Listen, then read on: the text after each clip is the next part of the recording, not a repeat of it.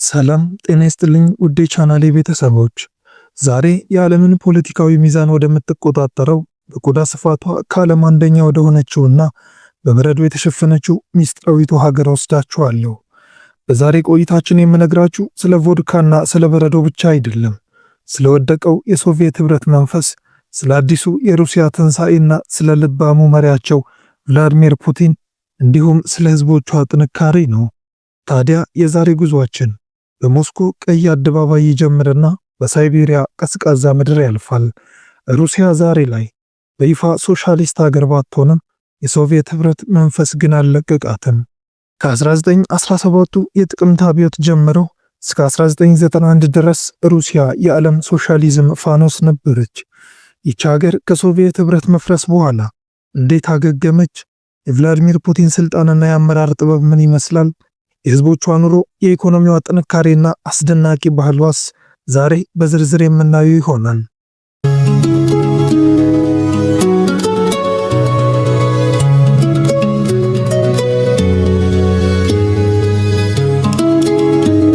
ከሌኒን እስከ ስታሊን ሶቪየት ህብረት የኮሚኒስት ርዕዮተ ዓለም መስራች ነበረች።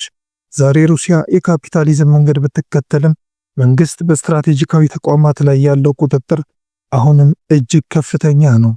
በሩሲያ ህግ መሰረት ትምህርትና መሰረታዊ የጤና አገልግሎቶች ለዜጎች በነጻ ይሰጣሉ። ይህ ከድሮ የሶሻሊዝም ስርዓት የወረሱት ትልቅ ጥቅም ነው። ሩሲያ ውስጥ ማህበራዊ ዋስትና ወይም ሶሻል ሴኩሪቲ የሚባለው ነገር ትልቅ ትርጉም አለው። መንግስት የጋዝ የኤሌክትሪክና የውሃ ክፍያዎችን በጣም ዝቅተኛ በማድረግ ህዝቡ በብርድ እንዳይሰቃይ ያደርጋል። የሩሲያ ኢኮኖሚ በምዕራባውያን ማዕቀብ ቢደበደብም ለምን አልወደቀም የሁላችንም ጥያቄ ነው። ነገር ግን ሩሲያ የዓለማችን ትልቁ የጋዝ ክምችት ባለቤት ናት። በአውሮፓ ብቸኛዋ የሙቀት ምንጭ የሆነች ሀገር ናት። የሩሲያ የተፈጥሮ ጋዝ ባይኖር ኖሮ መላው አውሮፓ የሬሳ ማድረቂያ በሆነ ነበር። በወታደራዊ ኢንዱስትሪ ውስጥ ሩሲያ የጦር መሳሪያ በመሸጥ ከዓለም ሁለተኛ ናት። ይህ ዘርፍ በቢሊዮን የሚቆጠር ዶላር ወደ ሀገር ያስገባል። የህዝቡ ገቢ ሌላው ተጠቃሽ ነው። በአማካኝ የሩሲያ ዜጋ ገቢ እንደ ሞስኮና ሴንት ፒተርስበርግ ባሉ ከተሞች ከፍተኛ ነው። በወር ከ800 እስከ 1500 ዶላር ገደማ። ስለ ሩሲያ ሲነሳ የቭላድሚር ፑቲን ስም ሳይነሳ አይታለፍም። ፑቲን ለዓለም ምዕራባውያን አስፈሪ፣ ለሩሲያውያን ግን ሀገር ያዳነ ጀግና ተደርጎ ይታያል። ፑቲን የቀድሞ የኬጂቢ አባል ነው። ንግግሮቹ ቁጥብ፣ እርምጃዎቹ ግን ቀጥተኛ ናቸው። ሩሲያ በዘጠናዎቹ መጀመሪያ ወድቃ በነበረችበት ወቅት ሀገሪቱን ከመበተን ያዳነና በኢኮኖሚ ያጠናከረ ጠንካራ መሪ ነው። በውሳኔዎቹ ላይ ማንም እንዲደራደር አይፈቅድም። ከዩክሬን ጦርነት እስከ ሶሪያ ጣልቃ ገብነት ፑቲን ሩሲያን በዓለም አደባባይ ዳግም እንድትፈራ አድርጓታል። ሩሲያ በአውሮፓ ውስጥ ትልቁ ኢኮኖሚ ያላት ሀገር ለመሆን እርምጃዎቿ ሁሉ በተጠንቀቅ ናቸው። የሩሲያ ኢኮኖሚ የጀርባ አጥንት ነዳጅና የተፈጥሮ ጋዝ ነው። አውሮፓን በብርድ እንዳትሞት የሚያደርገውም ይህ የሩሲያ ጋዝ ነው። በሞስኮና በሴንት ፒተርስበርግ ያሉ ዜጎች ገቢያቸው ከአውሮፓውያን ጋር የሚመጣጠን ሲሆን፣ በገጠራማው የሳይቤሪያ ክፍል ግን ኑሮው ከበድ ያለ ነው። ሆኖም ግን ዝቅተኛ የቤት ኪራይና የኃይል ክፍያ፣ ኤሌክትሪክና ጋዝ ኑሮውን ቀላል ያደርገዋል።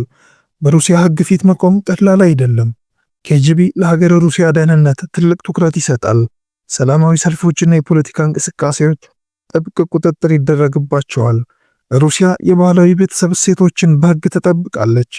ከባህላዊ ውጭ የሆኑ የጾታ ግንኙነቶችን የሚያስተዋውቁ እንቅስቃሴዎች በህግ የተከለከሉ ናቸው።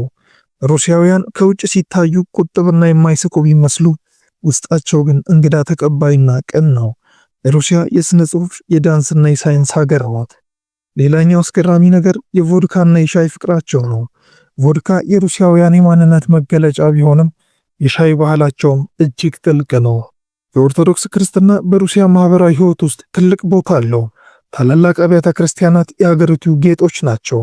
ፑቲንን ጨምሮ አብዛኞቹ የሀገሪቱ ባለስልጣናትም የኦርቶዶክስ እምነት ተከታዮች ናቸው። ሩሲያን ለመጎብኘት ጥቂት ጊዜ አይበቃም። ታዲያ ሩሲያን ልዩ የሚያደርጓት በርካታ ነገሮች ቢኖሩም ጥቂቶቹ ግን እነዚህ ናቸው።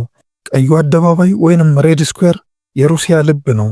የአደባባዩ አንዱ ጎን ሙሉ በሙሉ በክሬምሊን ግንብ የታጠረ ነው። ይህ ግንብ የሩሲያ መንግስት መቀመጫ ሲሆን በውስጡ የፑቲን ቢሮ፣ ጥንታዊ ቤተ መንግስቶችና የወርቅ ክምችቶች ይገኛሉ። የግንቡ ቀይ ቀለምና የጥበቃ ማማዎቹ ለአደባባዩ አስፈሪና ግርማ ሞገስ ያለው መልክ ይሰጡታል።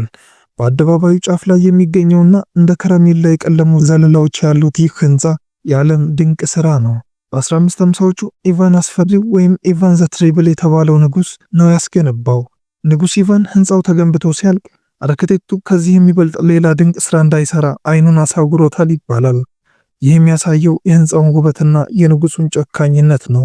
ቀዩ አደባባይ መሃል ላይ የሶቪየት ህብረት መስራች የቭላድሚር ሌኒን አስከሬን ይገኛል። ሌኒን ከሞተ 100 ዓመት ቢሞላውም አስከሬኑ ሳይበሰብስ በልዩ ኬሚካል ተጠብቆ በመስታወት ሳጥን ውስጥ ይታያል።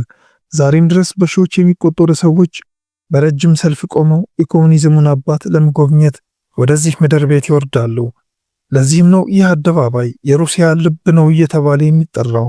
ሴንት ፒተርስበርግ የምዕራባውያንን ማንነት የተላበሰ የጥበብና የታሪክ ከተማ ወይንም ሄርሚቴጅ ሙዚየም ናት። በዓለም ጥልቁና ንጹሑ ሐይቅ ባይካል ሐይቅ የሚገኘውም ሩሲያ ውስጥ ነው። በተጨማሪም ከዓለም ረጅሙ የባቡር መስመር ትራንስ ሳይቤሪያ የባቡር መስመር ሩሲያን ልዩ ያደርጓታል። ውድ ተመልካቾቼ ሩሲያ ከበረዶ በላይ ናት። ሩሲያ ጥንካሬ፣ ጥበብና ታሪክ ናት። ዛሬ ስለዚች ሀገር ያቀረብኩላችሁ ትረካ እዚህ ላይ ያበቃል። እናንተ ስለ ፑቲን አመራር ምን ታስባላችሁ? ሩሲያ ስለ ዓለም ሰላም ስጋት ናት ወይስ ጠባቂ? አስተያየታችሁን ኮሜንት ላይ አስፍሩልኝ። ቪዲዮውን ከወደዳችሁት ላይክ እና ሰብስክራይብ ማድረጋችሁን እንዳትረሱ። በቀጣይ የትኛዋን ሀገር እንድንጎበኝ ትፈልጋላችሁ? እስከዛው በቸር ሰንብቱ።